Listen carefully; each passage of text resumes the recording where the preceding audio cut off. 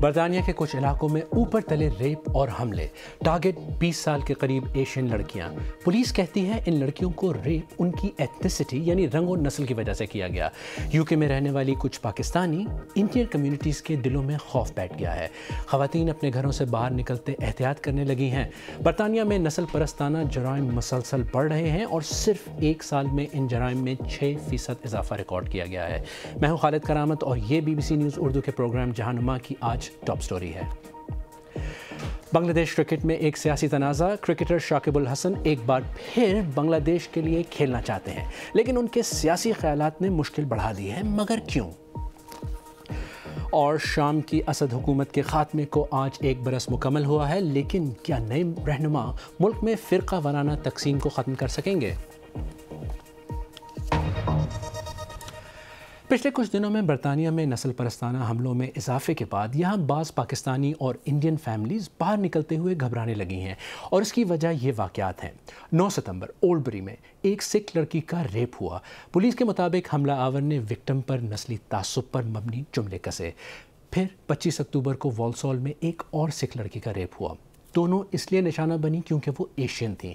27 اکتوبر کو وولورہمپٹن میں ایک عورت پر الیکٹرانک سٹن گن سے حملہ ہوا۔ UK میں نسل پرستی کے واقعات اور ایسے حملوں نے امیگرنٹ کمیونٹیز کو خوفزدہ کر دیا ہے۔ BBC نیوز اردو کے احسن محمود ایسی ہی کمیونٹی سے ملنے گئے۔ والسال 25 اکتوبر کو یہاں ایک سکھ خاتون کا ریپ کیا گیا۔ یہاں میری ملاقات سروت سہیل سے ہوئی، جو خواتین کے حقوق کے تحفظ کے لیے کام کرنے والی تنظیم روشنی کی CEO ہیں۔ مقامی رہائشیوں میں سے ایک خاتون نے مجھے اپنی کہانی سنائی۔ وہ کہتی ہیں کہ میری بیٹی بس پر یونیورسٹی جاتی ہے اور وہی راستہ اختیار کرتی ہے جو کہ وکٹم نے کیا تھا۔ وہ کہتی ہے کہ اب میں بہت خوفزدہ ہوں، میں اسے اکیلے نہیں آنے دیتی، مجھے خود آ کر چھوڑنا اور لے جانا پڑتا ہے۔ یہاں برمنگھم میں ان واقعات کے بعد نوجوان لڑکیوں میں خوف کا ایک احساس ہے۔ میں یہیں پلی بڑی ہوں، میں نے ہمیشہ خود کو محفوظ کیا۔ میں اپنی سہیلیوں، اپنی ماں یا بہن کے ساتھ باہر جاتی تھی اور کبھی سوچنا نہیں پڑتا تھا، لیکن اب پچھلے 2 سالوں میں جب بھی اکیلے باہر نکلی ہوں تو اکثر لوگوں نے مجھ پر آوازیں کسی ہیں اور میں نے خود کو غیر محفوظ کیا ہے۔ لڑکیاں اب زیادہ ڈری ہوئی ہیں باہر جانے سے، لیکن ہم اپنی زندگی نہیں روک سکتے کیونکہ شام 4 بجے ہی اندھیرا ہو جاتا ہے۔ یہ ہمیں احساس دلاتا ہے کہ چھوٹی چھوٹی حفاظتی باتوں کا خیال رکھا جائے، جیسے گروپ میں باہر جانا یا لڑکوں اور لڑکیوں کے مکس گروپ میں باہر جانا۔ یہاں جن لوگوں سے میری بات ہوئی ہے، ان میں سے کئی لوگوں کا کہنا ہے کہ یہ واقعات کوئی خلا میں نہیں ہو رہے۔ وہ لوگ جو کئی دہائیوں سے برطانیہ میں رہ رہے ہیں، ان کا کہنا تھا کہ ایسا محسوس ہوتا ہے کہ جیسے برطانیہ واپس 70 کی دہائی کی طرف دھکیلا جا رہا ہے۔ 1970 کی دہائی وہ وقت تھا جب ایک ایشیائی شخص سڑک پر چل رہا ہوتا تھا تو لوگ اسے مختلف ناموں سے پکارتے تھے۔ میرے ساتھ بھی ایسا ہی ہوا۔ کی جیسے جملے عام تھے۔ آج ہم جہاں پہ ہیں، ہم نے اس کے لیے بہت محنت کی ہے۔ بہت سے لوگ کہہ رہے ہیں کہ آج جو کچھ ہو رہا ہے وہ ہمیں دوبارہ اسی دور کی طرف لے جا رہا ہے جب سڑکوں پر اسی طرح کا ابیوز عام تھا۔ والسال کے قریب وولورہمپٹن میں خواتین کے لیے سیلف ڈیفنس کی کلاسز بھی آرگنائز کرائی گئی ہیں۔ میں خود کو محفوظ نہیں کر رہی تھی۔ لوگ مجھے میسج کر رہے تھے کہ کرن باہر جاتے ہوئے بہت خیال رکھنا۔ پھر ہم نے آپس میں بات کی کہ کیوں نہ ہم سیلف ڈیفنس کی کلاسز شروع کریں۔ ہم نے تلاش کیا لیکن آس پاس کچھ خاص نہیں ملا، تو ہم نے ایک مقامی وینیو سے رابطہ کیا۔ اگرچہ یہ ایک فری ایونٹ تھا لیکن پھر بھی ساری ٹکٹیں بک گئیں۔ اس سے صاف ظاہر ہوا کہ ان کلاسز کی ڈیمانڈ ہے۔ امیگرینٹس میں بڑھتے ہوئے خوف کی وجہ سے والسال شہر میں ایک یکجہتی مارچ بھی ہوا۔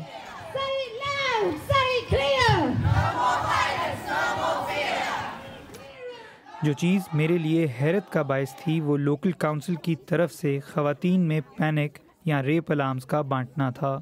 یہ ایک پینک اٹیک الارم ہے۔ اگر کسی کو لگے کہ وہ خطرے میں ہے یا حملے کا خدشہ ہے تو وہ اسے دبا کر اپنے آس پاس کے لوگوں کو خبردار کر سکتا ہے کہ کچھ غلط ہو رہا ہے۔ Ahsan Mahmood, BBC news Urdu, Birmingham. اور اس سٹوری پر یہ کہنا بھی مشکل ہے کہ وکٹمز یا ان کے گھر والوں کی تکلیف، ان کے دلوں میں خوف کا ہم اندازہ لگا سکیں۔ ایسی بعض خواتین نے BBC کو بتایا کہ وہ باہر نکلتے وقت ارد گرد نظر رکھتی ہیں۔ یہ میک اپ آرٹسٹ رویتا ہیں، والسال میں بیوٹی پارلر چلاتی ہیں۔ اپنی بیٹی کے باہر نکلنے پر انہیں دھڑکا لگا رہتا ہے۔ محشومہ برمنگھم میں رہتی ہیں، وہ اپنے بچوں کو پلے ایریا لے جاتے ہوئے ڈرتی ہیں۔ ہم اس پر برطانوی حکومت کا رسپانس بھی دیکھیں گے، لیکن سوال یہ ہے کہ برطانیہ میں نسل پرستی کے واقعات اور خاص طور پر اس میں تشدد کا رجحان کیوں بڑھ رہا ہے؟ میرے خیال میں سب سے بڑے مسئلوں میں سے ایک یہ ہے کہ خواتین اور لڑکیوں کے خلاف تشدد کو ہتھیار کے طور پر استعمال کیا جا رہا ہے، جہاں فار رائٹ اور مین اسٹریم پولیٹیکل پارٹیز خواتین کے خلاف تشدد کے بہت ہی حساس مسئلے کو ہتھیار بنا کر اپنے ایجنڈے کے لیے استعمال کر رہی ہیں، اور میرے خیال میں اس سے تشدد میں اضافہ ہو رہا ہے۔ کسی عورت کو خوفزدہ نہیں ہونا چاہیے۔ خواتین پہلے ہی اپنے گھروں میں گھریلو تشدد کی وجہ سے خوفزدہ تھیں۔ اب یہ رکنا ہوگا، اس کی ذمہ داری لینی ہوگی اور ایکشن لینا ہوگا۔ ہم چاہتے ہیں کہ ابھی ایکشن لیا جائے۔ برطانوی وزیر داخلہ شبانہ محمود نے اس بارے میں لوگوں کو تسلی دیتے ہوئے اپنے بیان میں کہا تھا کہ میں نے پولیس اور مقامی رہنماؤں سے کہا ہے کہ وہ مجھے یقین دہانی کرائیں کہ جو لوگ اس سے متاثر ہوئے ہیں ان کی مدد کرنے کی ہر ممکن کوشش کی جا رہی ہے۔ اور اس سٹوری کے بارے میں BBC نیوز اردو نے ایک خصوصی ڈاکیومنٹری بھی بنائی ہے۔ ہماری ٹیم UK میں بسنے والی ایشین کمیونٹیز میں گئی۔ یہ ڈاکیومنٹری آپ ہمارے YouTube چینل پر دیکھ سکیں گے۔ اور اب بنگلہ دیش کے سٹار کرکٹر شاکب الحسن کا ذکر۔ وہ سیاست میں متنازع ہونے کی وجہ سے ملک سے باہر ہیں، لیکن اب وہ واپس آنا چاہتے ہیں، مگر کیوں؟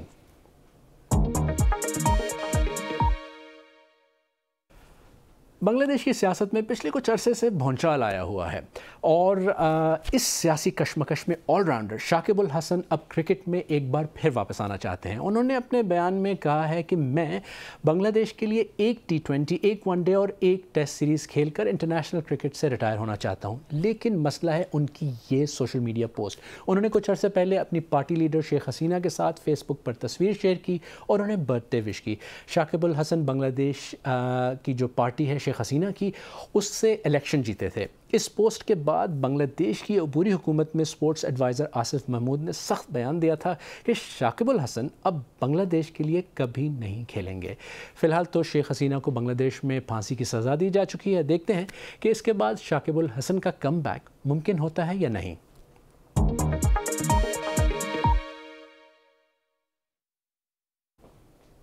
اب ایک بہت ہی انسپریشنل کہانی۔ اونچی بلڈنگ ہو اور لفٹ بھی ہو تو سیڑھیاں چڑھنا کون پسند کرتا ہے، لیکن ہری بدھ مگار جو برطانیہ میں گورکھا ریجیمنٹ کے سابق فوجی ہیں، ان کی کہانی آپ کو حیران کر دے گی۔ ایک حادثے میں ان کی ٹانگیں ضائع ہوئیں، لیکن اس کے باوجود وہ انٹارکٹیکا کی سب سے بلند چوٹی سر کرنے کی کوشش کر رہے ہیں۔ وہ پہلے ہی دنیا کی 6 بلند ترین چوٹیاں سر کر چکے ہیں۔ BBC نیوز کی ٹیم ان سے ملی۔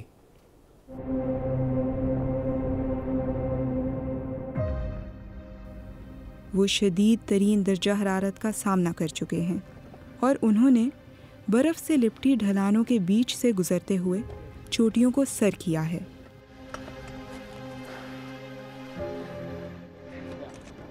اور یہ سب ایک ایسے کوپیما کے طور پر کر رہے ہیں جو دونوں ٹانگوں سے معذور ہیں۔ میرے لیے یہ رینگتے ہوئے اوپر جانے اور نیچے آنے جیسا ہوتا ہے، اپنے چاروں اعضاء اور اپنی مصنوعی ٹانگوں کی مدد سے۔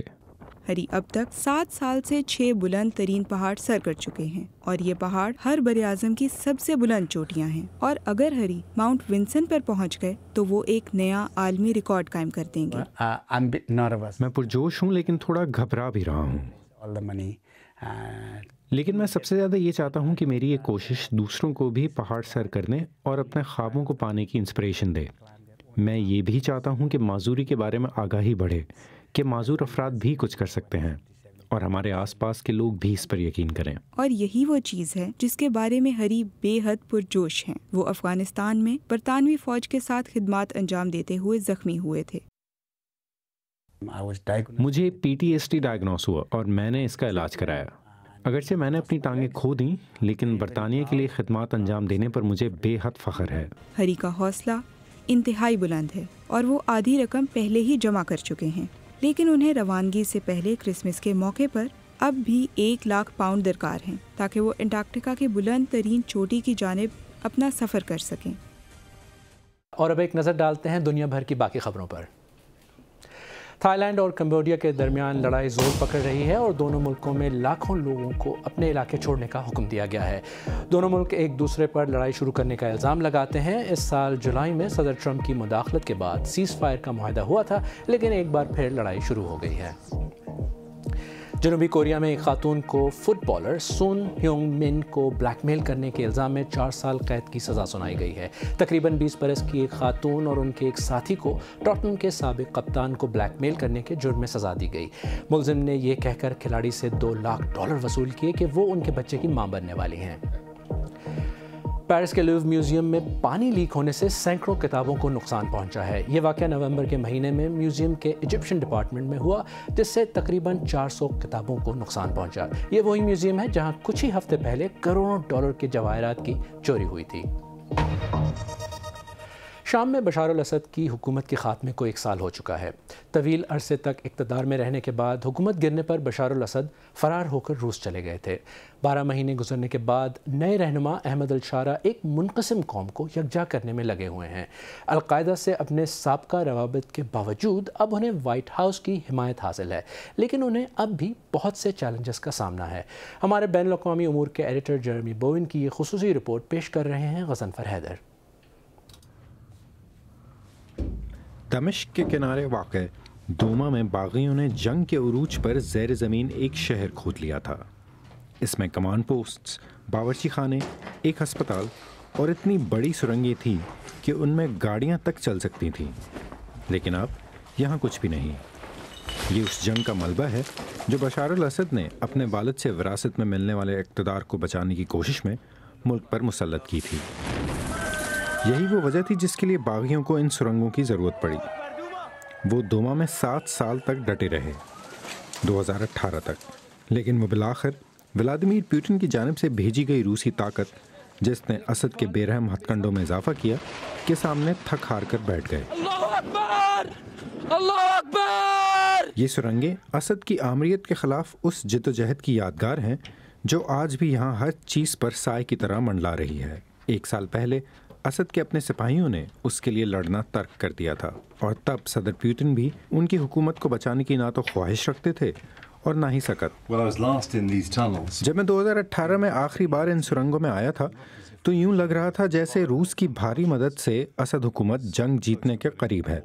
باغیوں کے ہاتھ میں صرف ادلب کا صوبہ بچا تھا، جو احمد الشارع اور ان کے ساتھیوں کا مضبوط ٹھکانہ بن چکا تھا۔ احمد الشارع، جس نے 1 سال قبل اسد خاندان کو ہٹا کر اقتدار سنبھالا، اب ایک ایسے ملک کا صدر ہے جو سنگین مسائل میں گھرا ہوا ہے۔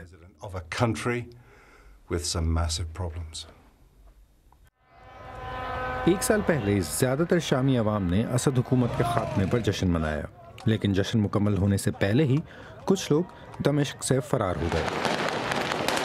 وجہ یہ تھی کہ شہر پر قبضہ کرنے والے وہ لوگ تھے جن کی تحریک القاعدہ سے نکلی تھی، اور جن کے رہنما احمد الشارع جہادیوں سے علیحدگی اختیار کرنے سے کچھ عرصہ پہلے تک القاعدہ کے سینئر کمانڈر رہ چکے تھے۔ کچھ دن بعد صدارتی محل میں انہوں نے مجھ سے کہا کہ وہ ہر شامی کے حقوق کا احترام کریں گے، اور یہ کہ شام کسی کے لیے بھی کوئی خطرہ نہیں۔